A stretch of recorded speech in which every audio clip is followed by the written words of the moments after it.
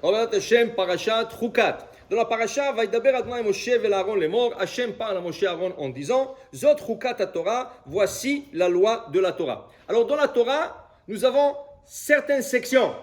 Nous le disons dans Arvit. Torah ou mitzvot, Chukim Mishpatim, Otanu Lemata. Torah ou mitzvot. Hachem nous a donné Torah et mitzvot. Torah, c'est étude de Torah. Mitzvot, c'est application de mitzvot. Ensuite, Hachem nous donne Chukim et Hachem nous donne Mishpatim. La différence, Torah, c'est étude de Torah. Tu dois étudier la Torah. Il y a des choses dans la Torah qui ne sont même pas applicables. Par exemple, la Gemara dit le poisson kasher ont des écailles et ont des nageoires. Alors la Gemara pose une question, pourquoi tu dis ça? Chaque poisson qui a des écailles, automatiquement il a des nageoires. La Torah qui ne met même pas une virgule de plus, il fallait qu'elle dise toute seule, un poisson qui a des écailles est kasher, c'est tout. Pourquoi tu dis snapir ve kaskeset? Il fallait dire kaskeset, écaille, point. Dit la Gemara, drosh ve kabel sachar. Le fait d'aller étudier maintenant, qu'est-ce que c'est des nageoires? Le nageoire, il y a des différentes nageoires. Par exemple, le requin, ses nageoires et les dolphins. Les nageoires sont différentes d'un poisson normal. Il y a des nageoires qui sont sur le côté, il y a des nageoires qui sont sur le dos. Même la queue est différente chez le poisson. Un des signes cachers de poisson, ce n'est pas seulement des nageoires et des écailles. Les poskim, les décisionnaires disent, ce n'est pas tout ce qui est écrit dans la Torah. Il y a encore des signes pour les poissons cachers. Il y a des poissons que la queue est pointue. Ça veut dire que tu le vois ouvert comme ça et pointu comme ça. Okay? Mais il y a des poissons, il y a un poisson, peut-être il y a deux poissons, on ne sait pas. Par exemple, il y avait une discussion de Yehuda Biyuda sur un poisson qui s'appelle Barbuta. Le Barbuta, il a la queue, elle est presque carrée. Elle n'est pas comme ça. Si tu prends la macarelle, tu prends le thon, tu prends tout le poisson, la queue est comme ça, ouverte, elle est pointue. Il y a des poissons, la queue est carrée. Okay? Et ceux-là, ils sont en discussion. Il y en a qui disent que ce n'est pas cachère. Parce qu'il faut que la queue soit comme ça. Alors tu vois, c'est pas rien que les écailles et les nageoires. Mais même les nageoires et les écailles et la queue, il y a des fonds. Drosh ve kabel sachar. Va étudier, même si ce n'est pas applicable, c'est sûr. Chaque poisson qui a des écailles, automatiquement il a des nageoires. Mais va étudier à propos des nageoires. Qu'est-ce que c'est là, la forme de nageoire et comment. Étudie et tu reçois un comment. Ça c'est Torah. Mitzvot. Mettre le téphilin, comment faire le téphilin, la souka, le lulav, tout ça, c'est mitzvot. Chukim. Chukim, des lois inexplicables. Pourquoi on ne peut pas mélanger le lait et la viande de le lait? Pourquoi on ne peut pas manger un cheeseburger? Okay? C'est tellement bon. Okay? Rachid dit, il ne faut jamais dire que le cheeseburger n'est pas bon. Il faut dire c'est délicieux. Vema essaie, mais qu'est-ce que je peux faire? Si Hachem a dit de ne pas le manger, je ne le mangerai pas. Même si c'est délicieux, Hachem a dit de ne pas manger, je ne le mangerai pas. Ne dis pas que ce n'est pas bon, c'est très bon. C'est très bon. Mais je ne vais pas le manger. Okay? Mais pourquoi? Pourquoi? Chok. Ne demande pas de questions, c'est chok. C'est comme ça. Ok, c'est comme ça, c'est comme ça. Pourquoi je ne peux pas porter un costume où la composition du matériau, c'est de la laine et le lin?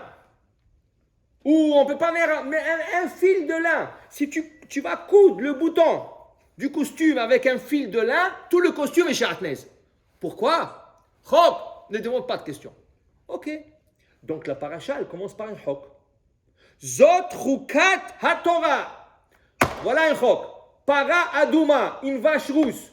Okay? Pourquoi rousse? Qu'est-ce qu'il y a? Elle ne peut pas être noire. Okay? Elle ne peut pas être blanche. Une vache blanche, c'est très rare. La rousse, c'est très rare. La blanche aussi est très rare. Okay? Pourquoi rousse? Chok. Ne demande pas de questions. Comment ça se fait que celui qui était impur, il a besoin de la cendre de cette vache pour se purifier, mais le Kohen qui a transporté le flacon dans lequel il y avait la cendre et de l'eau, il devient impur. Mais le Kohen n'avait rien, il était pur. Comment il devient impur? Il n'a rien transporté le flacon. Il a pris dans la main, il a emmené, du coup lui il devient impur, l'autre en asperge devient pur. Chok, ne demande pas de questions. Il n'y a pas d'explication. Chok. Mishpatim. Qu'est-ce que c'est mishpatim? Des lois logiques, de ne pas voler. C'est logique? Oui. Alors, il ne faut pas voler, la Torah dit. Il ne faut pas voler. Ne pas prendre la femme de quelqu'un d'autre, ne pas convoiter. C'est logique, Ken, c'est logique, il s'est marié avec la femme. Qu'est-ce que tu veux pourquoi tu lui prends la femme? Ken, c'est logique. Tout ça, c'est mishpatim. Alors ne pose pas il n'y a pas de question, c'est logique. On n'a pas besoin de se poser question, c'est tout à fait logique. Torah ou mitzvot, chukim mishpatim, otanu limadeta. Donc la paracha, cette semaine, elle ouvre sur la vache rousse. Maintenant, Rashi, le premier Rashi de la paracha, il vient, il nous dit comme ça. Tu sais pourquoi c'est chok? Tu sais pourquoi c'est chok para aduma? Les fiches à Satan, vous mota olam, monin otosrei lomar, ma a mitzvah zot. Le Satan et le goïm, le nation du monde vient, il te pose la question, mais c'est quoi cette loi bizarre de la vache rousse? Qu'est-ce que vous faites avec? Qu'est-ce que ça vous donne? Qu'est-ce que ça signifie? C'est quoi? Okay? Le Satan? Qu'est-ce que le Satan? Depuis quand le Satan il pose des questions? Pourquoi il est devenu maintenant un élève dans la yeshiva? Il pose des questions. Qu'est-ce que c'est ça, des Satan? Et les goïm, pourquoi il pose la question rien que par Adouma? Pourquoi il ne te pose pas la question, pourquoi vous ne mélangez pas le lait et la viande? Pourquoi il ne pose pas ces questions-là? Pourquoi rien que par Adouma, du coup, il pose des questions? On a 613 mitzvot. Il y a Basar Bechalav, il y a Shatnez, il y a, je ne sais pas, Tefillin. Non, il ne pose pas de questions. Rien qu'ici, il pose des questions. Pourquoi? Et le Satan Betocham. Et le Satan, il vient avec eux. Alors, il dit ici, Rashi, il pose la question, Mata Amieshba, le fikar. Qu'est-ce que tu dis au goy? Qu'est-ce que tu dis au Satan? Chok, Gzeraï, je ne sais pas. C'était un chok. Je ne sais pas. Ne me pose pas de questions. Je ne sais pas.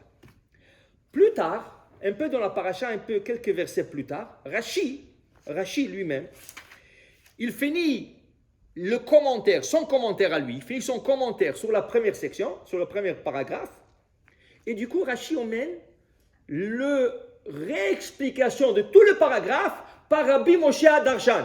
Après qu'il a fini d'expliquer le premier paragraphe de la paracha, avec la para Adouma, avec toutes les lois de la para Adouma, il dit Veshamati, et j'ai écouté Rabbi Moshe Darshan. C'était un grand rabbin qui existait à l'époque de Rashi.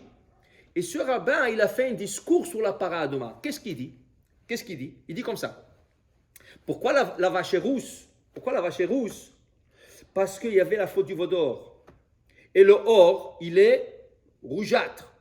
Donc, Tavo, qu'il vient, la vache rousse, et qui expie sur la faute du veau d'or. Machalema Davar Domé, ceci ressemble à quoi, dit Rashi? Ceci ressemble à quoi? Ben Meler, Ben Shifra, le fils de la servante, il est rentré dans le palais du roi avec sa mère, parce que sa mère travaille là-bas. Il a commencé à jeter le papier de bonbons, il a commencé à faire des saletés et tout ça. Le roi, il s'est énervé, il dit à sa mère, viens ici. Alors, regarde qu'est-ce que ton fils a fait. Nettoie ça. Okay? Nettoie-moi la maison ici. Nettoie. Okay. Dit à Kosh Baruch Hu, mais regardez qu'est-ce qu'il a fait le veau. Qu'elle vient sa mère, la vache, et qu'elle nettoie la saleté de son fils, le veau. Donc la vache, elle doit être rousse comme l'or. La couleur de l'or. Pour qu'elle nettoie la saleté de son fils, qui est le Egelazav, qui à cause de lui, il y avait 3000 morts juifs qui sont morts quand Moshe a puni tout le fauteur. C'est 3000 morts. Alors il faut que la vache vienne. Alors qu'est-ce que la vache elle expie? La mort. Celui qui a touché un cadavre mort, il est expié par le sang de la vache rousse. Okay? Maintenant on comprend quelque chose. On commence à avoir une petite compréhension. Pourquoi le Satan il vient? C'est quoi son affaire? Est-ce que le Satan, est-ce qu'il vient du cours de Torah? Il ne vient jamais au cours de Torah. Pourquoi il vient dans ce cours de Torah de Hukat? Tu sais pourquoi? Il veut que tu parles de ça. Expliquez-moi la vache rousse. C'est quoi la raison? Si toi, tu vas commencer à lui dire, oui, parce qu'il y avait la faute du veau d'or, alors, la faute du veau d'or. Il va chez Hachem et dit, mais Am Israël mérite d'être puni, la faute du veau d'or. Il veut que tu parles de ça pour évoquer le péché du veau d'or. Le nation du monde, il ne pose pas des questions, Basar Bechalav, Shatnez, Dafka cette mitzvah, pourquoi que tu parles? Comment vous avez pu faire veau d'or après 3 mois que vous êtes sortis d'Égypte, vous n'avez pas la croyance en Hachem, qu'Hachem vous punit? Tu comprends? Qu'est-ce qu'ils veulent? Ils ne sont pas innocents par leurs questions. Qu'est-ce qu'Hachem te dit? Tu sais qu'est-ce que tu réponds? Non, je ne sais pas. De là, tu comprends. tu ne rentres pas en discussion avec des goïms. Parce que tu rentres en discussion, tu te mets des pièges. Il y avait une fois un roi, il a appelé un de ses grands ministres, des plus importants, il lui dit, viens ici. Tu vas aller, je vais t'envoyer en voyage, voir un autre roi qui habite très loin. Tu vas aller chez lui et tu vas faire une affaire avec lui. Mais je t'avertis, aucun pari avec lui. Aucun pari. Tu ne paries pas avec lui. Même si te donne je ne sais pas quoi, tu ne fais pas un pari. Je vous promets, Sa Majesté. Jamais. Si vous me dites non, c'est fini. Alors, c'est quoi la mission? Il lui a donné la mission. Il est parti. Il est parti pour un mois. Le mois s'est terminé. Il a fini l'affaire. Ils ont fait tout ce qu'il faut faire. Le ministre, par respect, il est venu saluer. Ça veut dire se dire au revoir, au revoir. Alors, l'autre, il lui dit, la haïm shalom, passe le bonjour à Sa Majesté, tout ça. Il dit, mais dites-moi, comment ça se fait que vous avez une bosse sur votre dos? Une bosse sur le dos? J'ai pas de bosse. Qu'est-ce que vous racontez? Non, mais vous avez, tu vois, c'est tellement évident, vous avez une bosse sur le dos. Depuis la jeunesse, vous êtes né comme ça. Il dit, mais qu'est-ce que vous parlez? J'ai pas de bosse sur le dos. Il dit, mais non. Il a appelé ses ministres. Dites-lui, est-ce qu'il a... Il dit, oui, tu as une bosse sur le dos. L'autre, il ne comprend rien. Il dit, mais qu'est-ce que vous racontez des histoires? Tu veux parier? Tu veux parier? Alors il dit, mais vous rigolez? Non. On parie 2 millions de dollars. 2 millions, on va emmener des gens de l'extérieur. Si tu as une bosse, tu vas nous payer 2 millions. Si tu n'as pas de bosse, tu reçois 2 millions. Tu es prêt? L'autre qui savait qu'il n'a pas de bosse, quelle bosse? Il n'a rien. Il dit, mais une seconde, le roi m'a dit ne pas parier. Mais après, il dit, tu sais quoi? J'ai une idée. Je vais parier avec eux, je vais prendre 2 millions de dollars, je vais l'offrir comme cadeau au roi.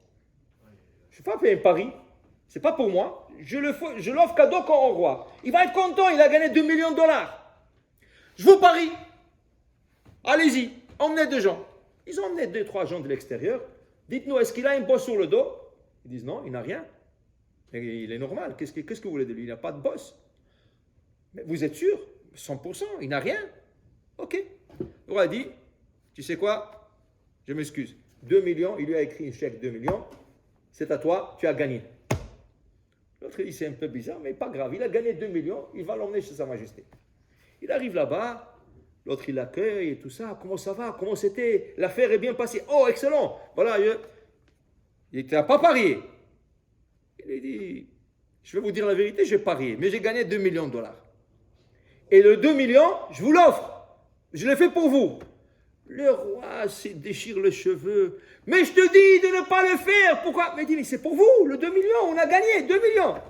Mais tu ne comprends pas. Moi, j'ai parié avec l'autre. Que s'il arrive à faire un pari avec toi, je dois lui payer 4 millions de dollars.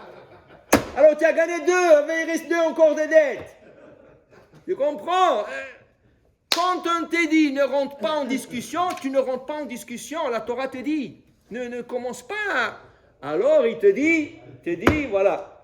Hop, le Satan lui vient, l'oyodéa, je ne sais pas.